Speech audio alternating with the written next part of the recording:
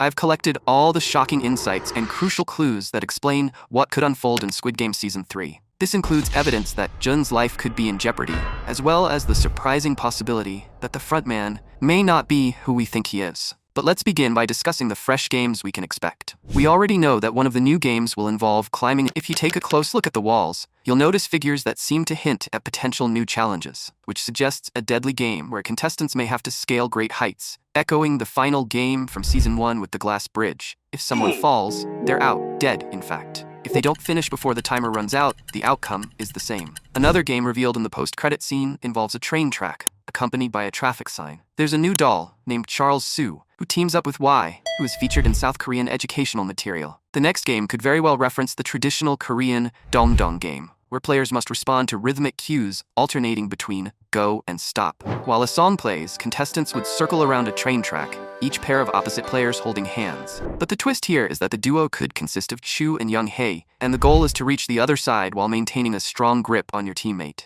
However, trust becomes critical. If your partner falters, you could both lose. Another game design on the wall resembles chess or checkers, which suggests a real-life human chess match. In this deadly game, players take on the role of chess pieces, advancing or attacking each other in a fight to survive. There would be around 32 or 24 players left, matching the number of pieces on the board. Each group would elect a leader who would direct the course of the game, and it's highly likely that Gi-Hun, player 456, would be one of them. This idea ties back to a statement made to the frontman in episode 7 about smaller sacrifices being necessary for the greater good. Essentially, Gun could be forced to impose the frontman's philosophy on the other players once again. This dynamic would fit perfectly with the theme of Season 3, where two factions are already forming. One group that wants to continue the games, and another that seeks to escape. It's almost like a metaphor for Jun facing off against the frontman, with their contrasting ideologies, black and white, yin and yang, colliding. When we turn our attention to the marketing for Season 3, there are more hints. Jun appears dressed in a black suit, reminiscent of his time in the games, while the frontman dons white. This visual contrast speaks volumes.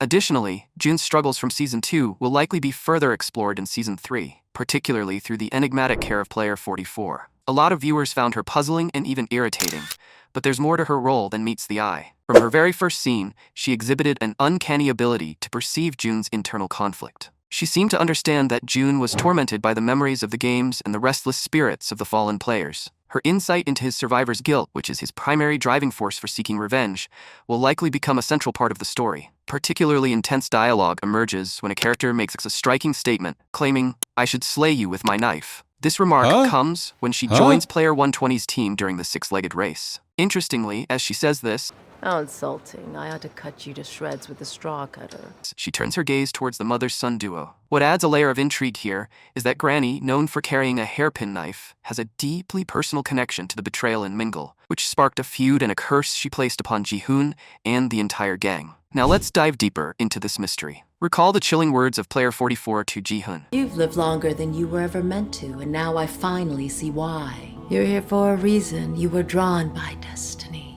Notice how, during this exchange, player 44 casts a quick glance at the pregnant contestant, player 222. This small detail hints that Ji-Hun's fate is intertwined with hers. Player 222's pregnancy will play a crucial role, as her survival becomes pivotal for Ji-Hun's character arc. It offers him hope in a world riddled with chaos, and in turn, this will significantly impact the frontman, nudging him toward his more humane side. It's essential to remember that the frontman's wife passed away during pregnancy, a loss that haunted him deeply. His concern for the pregnant player 222 stems from the painful memories of his wife's death. This emotional connection also ties back to the intense scene with Thanos. I am inevitable. Not this Thanos editor. That's better. Let's continue. Frontman's fury reached a boiling point. Only when Thanos mentioned this. How about instead of yip-yapping at me, you go back home to your own kids, you yell at them. What'd you say? I said save the lecture for your own kids. Which resonated with him on a personal level. However, the pregnant storyline is far from straightforward. The shaman, during the Mingle game, ominously hints that player 120 will soon join them in the underworld. You shouldn't wallow in heartbreak. There's no point.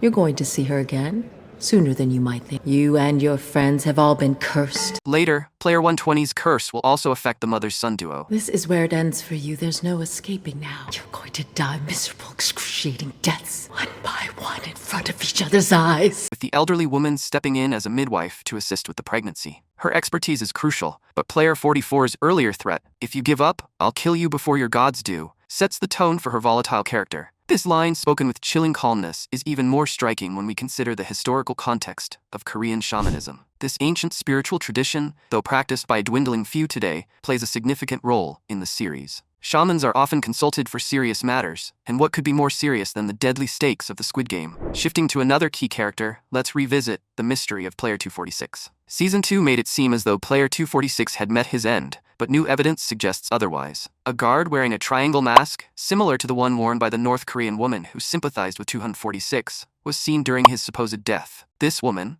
having bonded with 246 after meeting his young daughter, was also involved in a larger organ trafficking scheme. In a poignant scene, she visits the hospital, holding the daughter's hand before leaving behind a hat, which suggests she's been secretly working to ensure 246's survival. This sets the stage for the coffin to be used as a covert means of transporting Player 246, who, despite appearing dead, is actually alive. It was clear from her meeting with the officer that the North Korean guard was following orders. She was not supposed to fatally shoot the contestants, but instead just injure them to create the illusion of death. Interestingly, the meaning behind her name and her connection to other characters carries weight in the storyline. Both her and Kang Saya-bi from Season 1 hail from North Korea, with the shared surname Kang. Their names, No-ul, sunset, and Sabak, dawn, are symbolic when we look at the official poster for Season 3, which subtly incorporates these themes. Historical accounts indicate that these individuals are defectors from North Korea, trying to bring their families to South Korea. Bok had an older brother who tragically died from a plague. This could suggest that God 11 is in fact her sister-in-law, who took on the Kang surname. The baby she is searching for is actually first cousins with Gi-Hun, a person we kept track of in Season 2 to check on his well-being. His adoptive mother, Sango, raised him.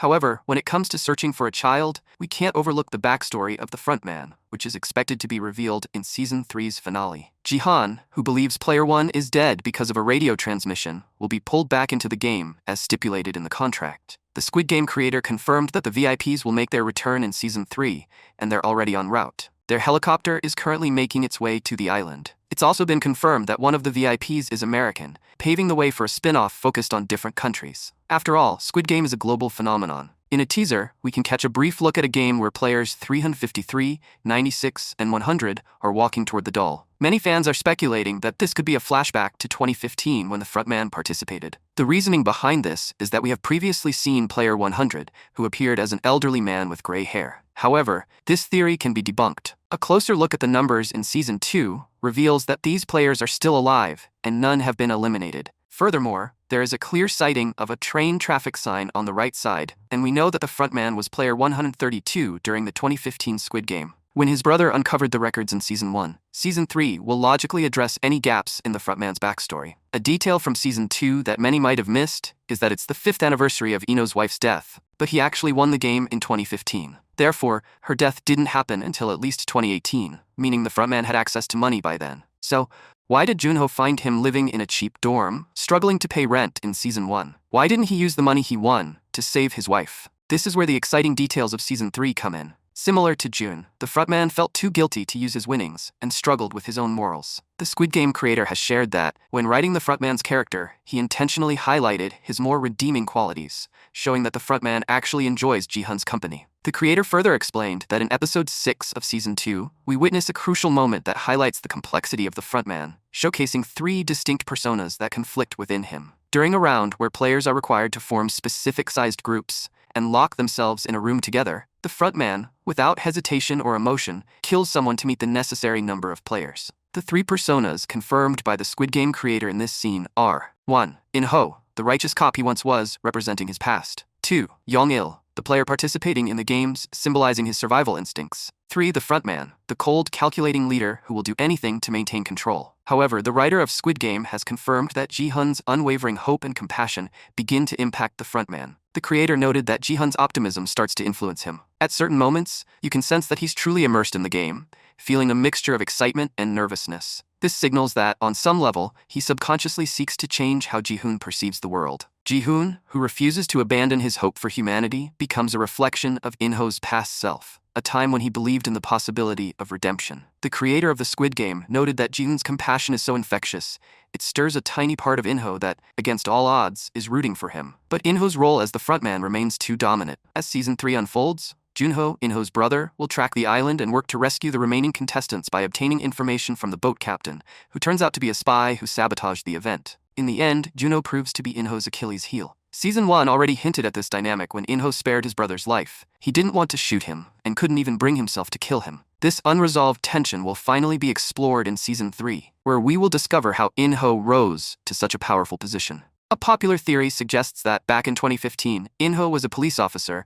who shared a similar vision with Gi-Hun, ending the deadly games. This connection could have led him to join forces with Gi-Hun in a plan to eliminate the VIPs. Together, they could plant bombs across the island, taking out the corrupt elite, while also sacrificing themselves in a final act of redemption. This theory assumes that In-ho, realizing the endless cycle of wealthy individuals craving twisted entertainment and desperate players willing to comply, came to the bitter conclusion that the games could never be fully eradicated. By stepping into the role of frontman, he aimed to at least make them fair, without the manipulations that had plagued them before. Meanwhile, Gi-Hun, driven by his own determination to challenge the system, may find himself on a similar path. Despite his resolve to oppose the games, there's a looming possibility that he could eventually become the next frontman. These two characters, it seems, are fated to mirror each other in ways that will become more apparent as the story progresses. Just as In-ho was fired from the police for his involvement in a bribery scandal, Gi-Hun will face accusations of betrayal when he returns to the game's lobby, especially after receiving special treatment, while his closest allies perished because of his reckless plans. Further evidence supporting the theory of Gi-Hun becoming the next frontman can be found in a pivotal moment on The Tonight Show with Jimmy Fallon. Both buttons were pressed when he was asked if Gi-Hun could assume the very position, subtly hinting at the possibility of his fate leading to something far darker.